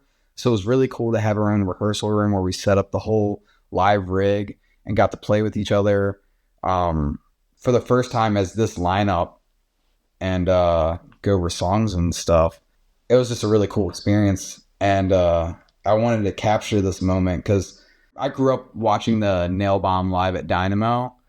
I thought that was one of the coolest, like, and unique bands to come out of the 90s, and so for this is like a kind of not to sound like pretentious or anything or like stuck up my own ass, but this is like a piece of history to me, like they did the 2 shows back in the 90s and that was it. And then we did the 1 show as Nail Bomb in Phoenix, but this was like the first tour that Nail Bomb's ever done as Nail Bomb, technically. I don't even think we started playing. That's like right after we started setting up, and Juan, our sound guy, was setting up the mics and everything. So that was like right before we made any notes or anything. So that was like the beginning of them doing, or us doing, the tour, So yeah, I like how it's focused on the mixing board and how Nail Bomb's very DIY and very punk. So I love how instead of having like a desk, it's just like a road case and like just a little chair that we found. It feels very much like an elevated garage setup. Exactly. Yeah. Yeah. That makes, yeah, 100%. And what I like about it too is there's no people in it, but you still have the personality of each player in it through their amps. And then it's all coming together through the mixing board. Yeah. And with it's kind of hard to see, but Max's mic has the bullet belt on it. And you can see that as well. I'll toot my own horn on that one. All right, next one. All right, this is my other boyfriend. This is young Igor. I've been friends with him for so long. He's such a good buddy of mine. This was in Mexico City, outside of an amazing birria spot. It's called Birria Colorado. And we went there when we went down there to play a fest with Cavalera. But we came back for Soulfly because I was just telling everyone, like, you gotta fucking try this place. It's so bomb. And Igor went too.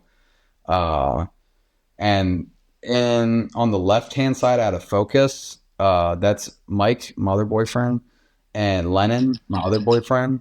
Those 2 are like 2 peas in the pod. They're like Cheech and Chong, basically.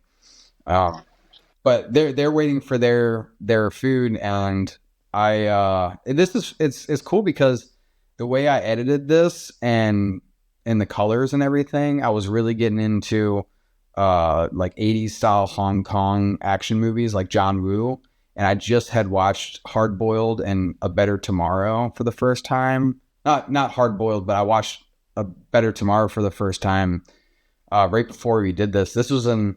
I think this was a one-off for Soulfly. They were playing a festival in Mexico City, and young Igor was on bass filling in. And so for this, I colored it to make it look kind of like that same 80s Hong Kong action movie like aesthetic.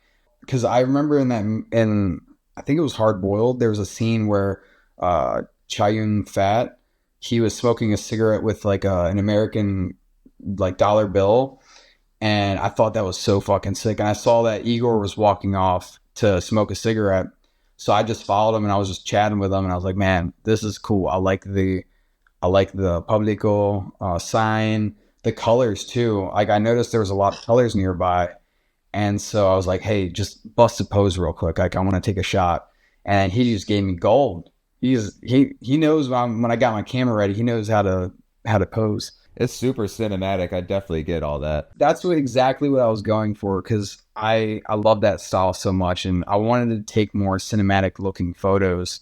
And so I tried using the rule of thirds. I kept that in mind, and I cropped the photo to make it more of like a wide angle, like if it were still in the movie, you know? All right, next one. We kind of touched on this one a little bit earlier. Yeah, yeah. I think this stuff is super interesting, just seeing it from, the other side of the lens, and you're pointing it right back at them. So this was at the Dynamo Festival in Eindhoven. It wasn't the same one that Nailbomb originally played, but there was like a special. It was like a special thing because it's Nailbomb's return. But we did a signing that day. I think it was just Nailbomb because I don't think Soulfly played that. Oh yeah, it was because this was a part of that same tour where that rehearsal photo was from. So we were doing a signing right after we played. I think it was right after we played. It was. So I saw all these people just taking pictures of us, and I saw a guy pull out his camera, and this lady was pulling out a camera, and I was just trying to be funny, so I pulled out my camera and started taking shots of them, and they thought it was hilarious that I pulled this camera out of nowhere and just started taking photos of them. So I was just kind of just being funny at that moment, but I'm glad I did take these photos because it shows kind of like from our seat, we're meeting people all the time, and you can see how excited a lot of these people are, like holding up the horns and everything. They got the cameras out. Holy shit. Like, I love that guy in the corner. Everybody's taking pictures, and the dude in the corner is throwing up the horns. it's like another kind of Renaissance painting where it's like everyone's doing something and you picking it out. The more you look at it, the more you see. Yeah, exactly. And that's the same day that dude came up or that was the meet and greet. The guy came up and asked me to sign his zine. And I wish I would have taken a picture of him with the zine. That'd have been cool. Been like a Inception. I'm sure you'll run into him again. Yeah, I did the other day. And this next one, was this Jarhead Fertilizer? You betcha, yeah. And we played on this boat in New York City. It sucked. I'm not even going to sugarcoat it. Like, the people that had us on the boat, the hosts of the ship thing, they were dicks. It was just very weird having to set up and also play with a ship that was rocking, like, all over the place. It was kind of sketchy. So as you were playing, they were actually driving the boat? Yeah. It was like a whole cruise with fans on it. And it was like it was, I thought it was going to be a bigger boat, like a cruise ship kind of thing. But it was like this janky, smaller, like touristy boat that had enough room in the bottom part to hold a show. Yeah, I just thought it was funny. And the reason why I took this photo, like I took it right behind their amps. I like how the top of it kind of looks like it's like a banquet hall, and then the bottom you see all the people, and everyone kind of just looks confused and like just they don't know what's going on, and just Jarhead's ripping it up. The top of the photo doesn't match the bottom of the photo. Yeah, it doesn't match it at all. It's just like a weird setup in general. And I really love too when you can not show somebody's face and you know exactly who they are. I think that's another reason why I picked this one out of the bunch. Like, you can tell who it is, but it's just written all over. It's just Jarhead. It's got the chains, the bullet belt. It's iconic. Yeah, exactly. Yeah. This was Dave Bland's evil Freddie Mercury era. He like shaved his head, had this sick ass stash, and he was wearing like this like floral shirt, kind of like a Hawaiian shirt. And everyone was just saying he just looked like evil Freddie Mercury. Did he have the chains on underneath the Hawaiian shirt? No, he had like a thick like necklace chain, but the chains he puts that on before he plays. That would have been sick if he just accessorized like that all the time. But Just walking around the boat like that. It's just when he's on tour, the chains are on. yeah, chains never coming off, lady. Who do we got here? What's going on? Oh, that's my boyfriend. That's Mike. Wheezing the ice cream. Yeah, so this was the Headbangers boat cruise. I was teching for Soulfly on this one, and we were on the boat for like a week. The cafe on it is open from like 6 a.m. to like 4 in the morning, I guess. Just like absurd hours. It was my first cruise ever, so I didn't know what it would be like, and it was really interesting. It was fun. I met a lot of people. There were a lot of like douchey rock star attitude on there. But this photo is funny to me. It's we were at the buffet line. Mike really wanted ice cream, and I just look over and I just see him like just putting it right in his mouth. Like he was in a hurry for that ice cream. It was gonna happen no matter what. I don't think it was the same night they played. I'm pretty sure we just watched a band and we were like, man, I'm hungry. Let's go check out the buffet line. Let's go get something sweet, you know? And he just went right up to that thing and just directly in the mouth. I respect it. Nothing was touched. He was still kind of sanitary about it. Totally respectful for destroying the ice cream machine. It's not like a water fountain where you put your mouth over it and let it in. You know, you kind of just like step back a little bit and let it fall into place. We had to do some sort of like goofy, like off the wall type stuff. I mean, we're on vacation, you know? I think the thing that I like the most about it, you kind of hit at it before, that idea of just like never losing touch with that person that you were when you started music. You know, you're a kid at heart, and it's just this fully grown man doing something that you've always wanted to do as a kid, and he's just really going for it. And who's gonna tell him to stop? What are you gonna do? We kick him off the boat? He's got to swim? Throw him in the brig? Yeah, throw him in the brig. Walk the plank? And last but not least, oh yeah, this is a good one. So this was one of the last shows we played on the Nail Bomb run on the summer run we did last year. Max was just washing his hair. I think Glow was helping him in that sink. He was washing his hair, and he was drying it off for. We're going to play in like maybe an hour or so, but he was getting ready. He was washing his hair. Maybe it was for the meet and greet because we were doing meet and greets. It was one of the two. He was washing his hair, and then he put it up in the towel, and he was drying it off, and I was like, oh, you looking cute. And he just threw that up there.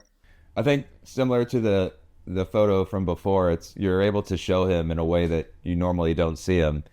Usually, you know, it's like with the bullets and like the jacket, and he's just on stage like fully sending it.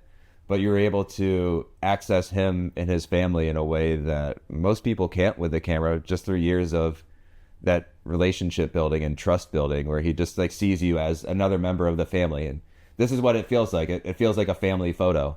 Yeah, definitely. Yeah. And I had to like, I'm usually a little bit weary to take photos of him just because like I don't want to seem like I'm disturbing him, or I don't want to get a photo of him he's not going to like, or one, you know, that they wouldn't like me posting or anything. But it was such a goofy photo, and like I love capturing his like sense of humor. Him and his brother Igor are both like super hilarious guys. Like the sense of humor that I do with my friends, you know, like they're just a homie that loves to joke around and stuff, and like getting to capture him just like just a little snippet of him being a goofball, you know, like I love that. It humanizes him. Yeah, exactly. That's yeah, like I was saying earlier, it humanizes him. It shows like, you know, he's just another goofball out here just being a silly goose. It's rare to come across people that do photography at this type of level and can articulate their thoughts around what makes a good photo, and the pursuit of just photography is not only a hobby but really a way of life. Because if you really want to be doing it on a level that matters and resonates, you got to be thinking about it a lot and looking at it a lot and really doing it, like keeping the camera in your hand and taking it with you where you go, and learning to see the beauty in just mundane things, and learning to I think the thing that I've learned most from photography is to just how to really see people and to develop a deeper sense of empathy for the people that I'm photographing, not only like just in the world but in the heavy metal community. It's like it's really just helped me see people. Yeah, exactly. It like I said, it was another way of being present too. Like you're really experiencing life that way. People just want to be seen, and they want to feel like what they're doing and how they're living is okay and right. And I think when you ask somebody for a photo and they're dressed up in a banana suit or they have green hair and a blasphemy shirt, you're giving them permission to be themselves and to grow. Exactly, yeah.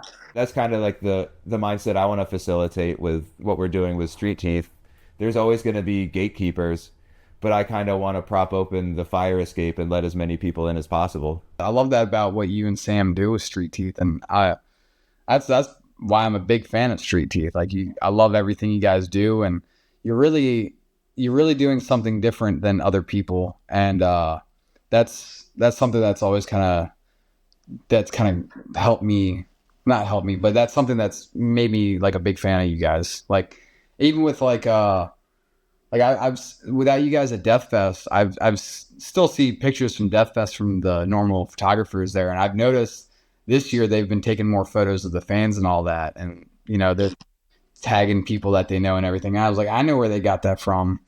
I know exactly who they got that from. Hey, like what people do is what they're gonna do. All we can control is what we're doing, and if people are inspired by it, that's really great. That makes it feel like what we're doing does matter. But I think what matters most is that like somebody like you, who is in such a high position of the scene and the metal community, sees what we're doing and like respects it. And I think that means more to me, and I know it means more to Sam than anything, to get the respect of the artist. Yeah, absolutely. I mean, yeah, and it's not even like you guys did that first or anything, but I think it's so cool that you guys.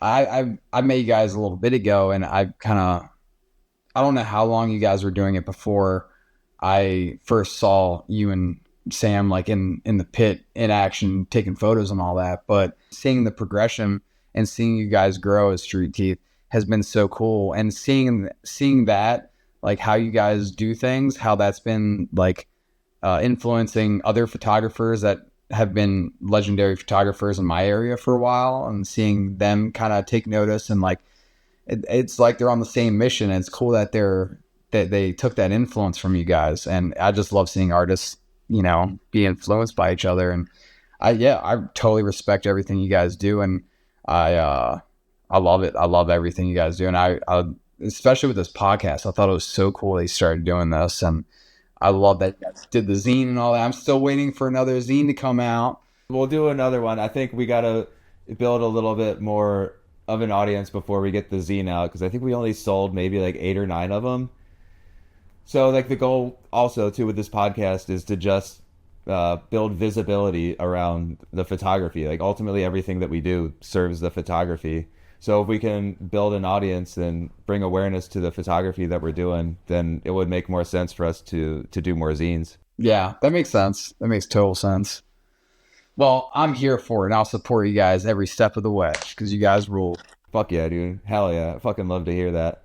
And it's cool too, like showing up to like, MDF or Hell's Heroes with all the other photographers, because it's kind of like a band, like a new band coming to the fest. Me and Sam just like showing up and like, hey, here's what we got. This is how we rip. And then you see other people how they do their thing, and then you just pull influence from all these photographers and bands, artists that you've never seen before, and you can see him work. Like I remember walking around with Sam Goopcat and just watching him take pictures. It was so sick. I was like, you do a lot of street photography, right? Because he's just like bobbing and weaving in a crosswalk, smoking other people's cigarettes, and had somebody like shooting Jello shots into his mouth. Like, dude, you're fucking gnarly. I love this. It was one of the coolest like photo link ups I've ever done. So yeah, thanks for throwing him my way. Yeah, no problem. He's a great dude. He was another one of those people that I just clicked with, because we've talked about it before. I feel like I can't really click that easy with a lot of other photographers, but like the photographers that I'm friends with, they're good people, and I can tell Goop Cat would be a really cool person for you guys to meet, and vice versa. So I'm glad you guys clicked and hit it off like that. Yeah, he's super gnarly. I loved him. I got another question for you. Is there any advice that you have for people wanting to dedicate their lives to the pursuit of music or creativity? You want to put 100% into it, and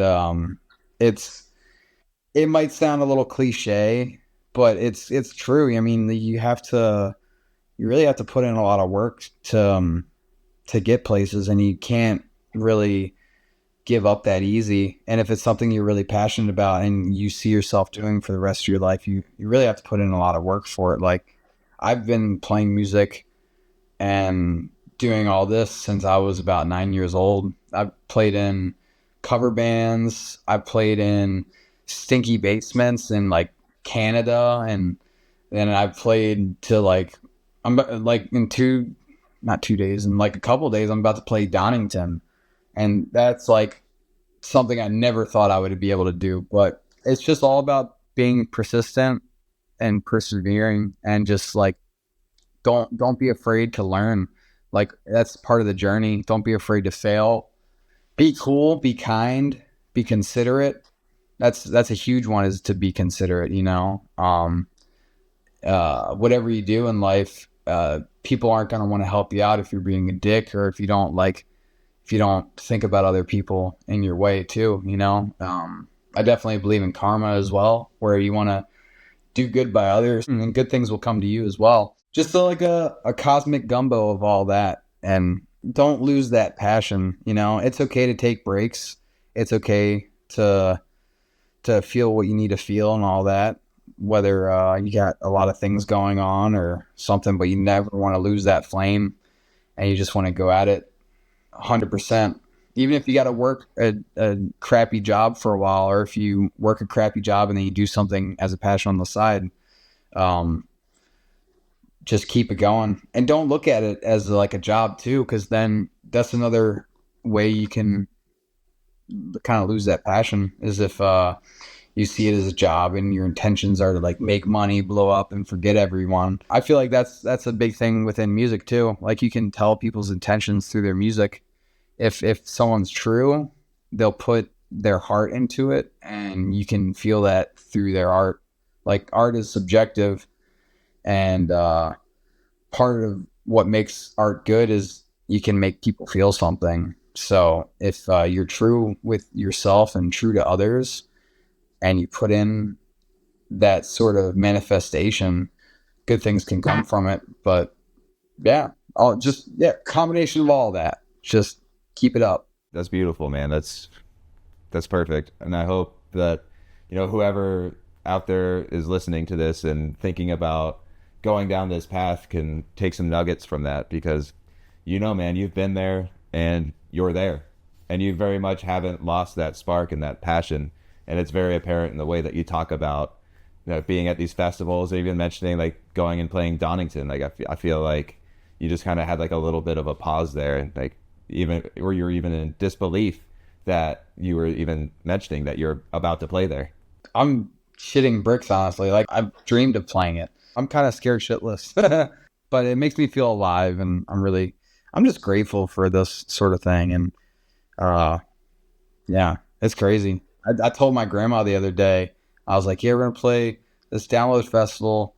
And I told her the capacity of it. And my grandma is like a religious lady that doesn't really cuss. And she literally went, oh, shit. She's an 81-year-old religious woman. And I got my grandma to say, oh, shit. Yeah, Grandma, well, I wasn't worried before, but now, goddamn. But that discomfort that you feel, that's just the price you have to pay for a meaningful life. That means that you're growing and that you're doing something and you're being vulnerable and putting yourself out there. With that discomfort, I've kind of seen that as like a bridge to like another step towards something, like when I bought my Leica, like my dream camera, I was so nervous after I bought it. Like I was like, what am I fucking doing? This is insane. I've never spent this much money before. I'm never going to financially recover. This is crazy. But then I got it. And as soon as I got it, I started taking more photos. I started looking at photography differently. It just all kind of made sense. And then same with like, then I took a break from music when I was in like 2014, when I was like 19 or 20 years old. I quit Noisem, and I was going to take a break to go back to college and be a foreign language major. I had the opportunity to get back into music by joining Young Igor's band, and our first tour was going to be in Europe, and I was so scared. I was like, I was terrified of planes. I hated traveling like that. I had a bad experience as a kid on a plane, and I was so scared, but I was like, you know what? I don't know when I'm going to do this again, so I might as well just bite the bullet and just deal with it. And I did. And since then, I've gotten to see so much of the world and meet so many cool people because of it. And that was all for me being kind of scared. And when I got over that, it was like a test. And when I got past that, life got a little bit better, you know? Have you learned to recognize that feeling, like when you're about to do something, like that pit, like that pit of despair in your stomach, where you're about to do something and you feel it, and you feel that discomfort, and you're like, I usually feel this before something good happens to me. Maybe I should pursue this. Kind of. Like, this is a very recent thing that I've felt this because, like, it would come here and there. But lately, there's been so much stuff that's been going on that has been really good. It's I'm kind of trying to train my brain to say like, hey, it's something good versus it's something that's unknown. You don't know what's going to happen. You should be, you got to plan something out or you're screwed, like I get nervous. Like one of the things I'm really afraid of is not knowing what's going to happen next with anything, that's something that keeps me up at night. So like, I mean, I try to live every day to the fullest, but like I quit my job last year before I started touring like crazy, and I was terrified of doing that. I was afraid to say like, hey, I think you should find someone more permanent because I'm not going to be around too much.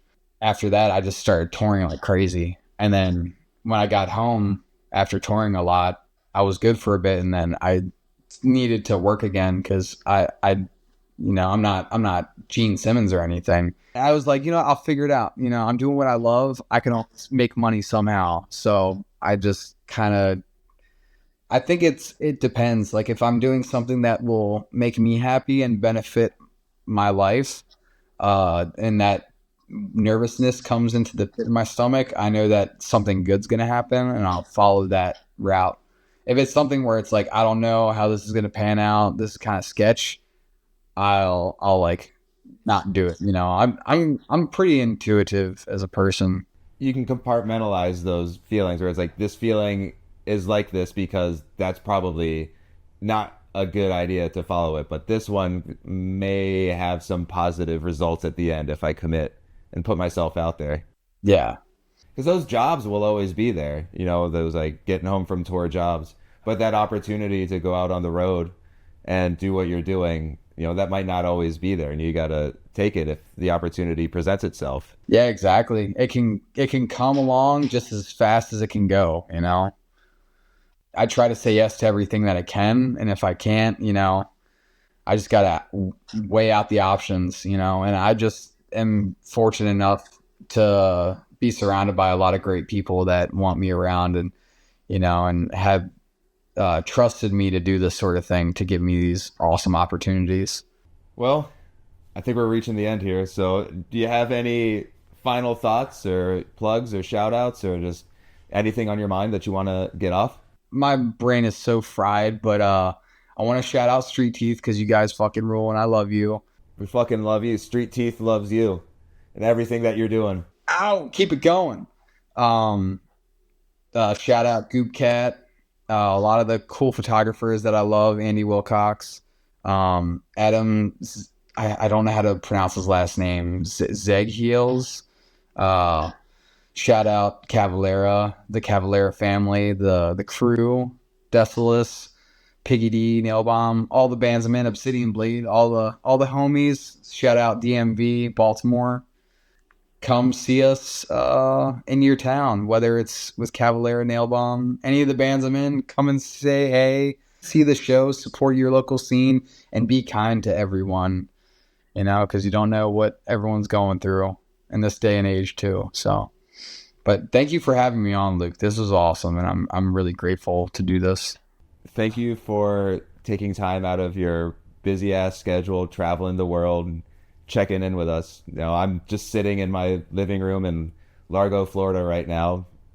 Nowhere really special, and it's cool to know that what we're doing is connecting, and it means something, and it's really encouraging. And you being on here is really enabling me to keep going.